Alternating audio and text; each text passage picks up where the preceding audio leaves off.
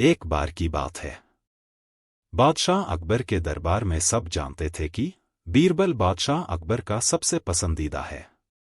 इस बात को लेकर दरबार में कुछ लोग बीरबल से जलते थे।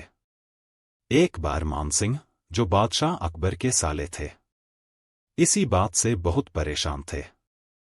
वह सोच रहे थे कि ऐसा वह क्या करें कि बादशाह अकबर उन्हें बीरबल से भी ज्यादा बुद्धिमान समझने लगे। वो अपने कमरे में उदास खड़े थे और गहरी चिंता में डूबे थे। तभी मानसिंह की बहन वहां आई और मानसिंह वो परेशान देख पूछने लगी, क्या बात है भैया, आप बहुत परेशान दिख रहे हैं। और ये कमरे का क्या हाल बना रखा है आपने? मानसिंह ने बोला, हाँ बहन, मैं बहुत परेशान हूँ, क्योंकि तुम जानती हो कि महाराज अपने दरबार में सबसे बुद्धिमान बीरबल को ही समझते हैं। मुझे लगता है वहाँ मेरी कोई औकात नहीं है। तो ये बात है, आप परेशान ना हो, इस बारे में महाराज से मैं बात करती हूँ, मुझ पर भरोसा रखो। रानी ने कहा। एक दिन बादशाह अकबर और रानी अकेले बगीचे में थे। रानी कुछ उदास थी। अकबर ने उनकी उदासी की वजह पूछी। रानी ने पहले कुछ बोलने से मना कर दिया। महाराज ने दोबारा पूछा तो रानी ने कहा, महाराज, आपके दरबार में एक से एक बुद्धिमान और चतुर लोग उपस्थित हैं, फिर भी आपका प्रिय केवल बीरबल ही क्यों है?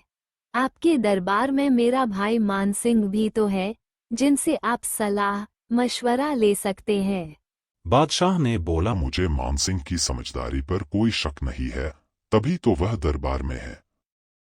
लेकिन फिर भी तुम्हें यकीन नहीं है तो मैं कल ही मानसिंह को एक मौका देता हूँ। वो बीरबल की परीक्षा ले ले, अगर उसमें बीरबल फेल हो गया तो मैं उसे तभी राज्य से निकालकर बीरबल की जगह मानसिंह को दे दूंगा। परीक्षा के बाद आपको भी मालूम हो जाएगा कि मैं बीरबल को क्यों पसंद करता हूँ। अगले दिन बादशाह अकबर ने बीरबल और मानसिंह को बुलाया। बीरबल ने आकर अकबर को सलाम किया और पूछा, आपने मुझे याद किया जहांपनाह? बादशाह अकबर ने कहा, हमारे साले साहब आपसे 3 प्रश्न करना चाहते हैं, जिसका जवाब आपको देना है। अगर आप मानसिंह के प्रश्न का उत्तर नहीं दे पाए तो आपको यह राज्य छोड़कर जाना होगा। आपकी जगह मानसिंह को नियुक्त किया जाएगा। यह बात सुनते ही मानसिंह बहुत खुश हुआ। बीरबल ने कहा, मुझे सारी शर्तें मंजूर है, महाराज पर सवाल क्या है? बादशाह अकबर मानसिंह की ओर देखते हैं। मानसिंह ने पहला प्रश्न किया। आसमान में कितने तारे हैं? बीरबल ने कहा, यह तो बहुत ही आसान सवाल है, पर इसका जवाब जानने के लिए आप दोनों को मेरे साथ महल के बाहर आना होगा। दोनों बीरबल के पीछे चल पड़े। बीरबल महल के बाहर एक भेड़ के पास जाकर खड़े हो गए और बोले, जितने भेड़ के शरीर पर बाल है, उतने ही आसमान में तारे हैं। अगर मानसिंह को यकीन ना हो कि दोनों बराबर है या नहीं, मानसी गिनती कर सकते हैं। अकबर ने मानसिंह से पूछा, क्या बीरबल का जवाब सही है या फिर आप गिनती करना चाहेंगे? मानसिंह ने कहा, जब बीरबल बोल रहे हैं तो सही ही होगा। फिर मानसिंह ने दूसरा प्रश्न किया। धरती का केंद्र कहाँ है? बीरबल मुस्कुराए और पूरे यकीन से बोले, जहां ये भेड़ खड़ी है, यही है धरती का केंद्र। आप चाहो तो धरती तो नाप कर तसल्ली कर सकते हो। बादशाह अकबर ने मानसिंह से कहा। क्या बीरबल ने सही उत्तर दिया?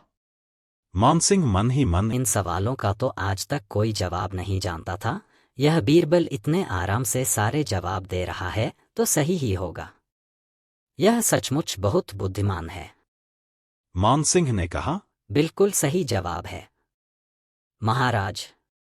फिर अकबर बादशाह ने मानसिंह से कहा, तीसरा प्रश्न पूछो। मानसिंह ने कहा, इस बार प्रश्न नहीं, एक पहेली है जिसका जवाब बीरबल को देना होगा। मानसिंह ने कहा, एक परख है सुंदर मूरत, जो देखे वो उसी की सूरत, फिक्र पहेली पाइना, ओझल लागा आईना। बताइए क्या? बीरबल मुस्कुराए और बोले, इसका जवाब तो बहुत ही आसान है। मानसिंह जी, आपकी पहेली में ही इसका जवाब छुपा है। इसका जवाब है आईना। बादशाह अकबर ने मानसिंह से पूछा, कोई और प्रश्न है जो आप बीरबल से करना चाहते हो? मानसिंह ने कहा, नहीं महाराज।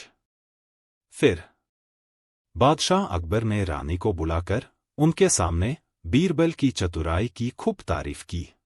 तब बीरबल ने कहा, इसमें बुद्धिमानी की कोई बात नहीं महाराज। मानसिंह जो प्रश्न मुझसे पूछ रहे थे उसका जवाब उन्हें खुद भी नहीं मालूम था, इसलिए उनको मेरे जवाब को सही मानना पड़ा। इसलिए मनुष्य को बिना किसी जानकारी के कोई कदम नहीं उठाना चाहिए। दोस्तों, आपको कहानी कैसी लगी कमेंट करके जरूर बताएं। अगर आपको कहानी अच्छी लगी हो तो इसे लाइक करें, शेयर करें और चैनल को सब्सक्राइब जरूर करें। धन्यवाद।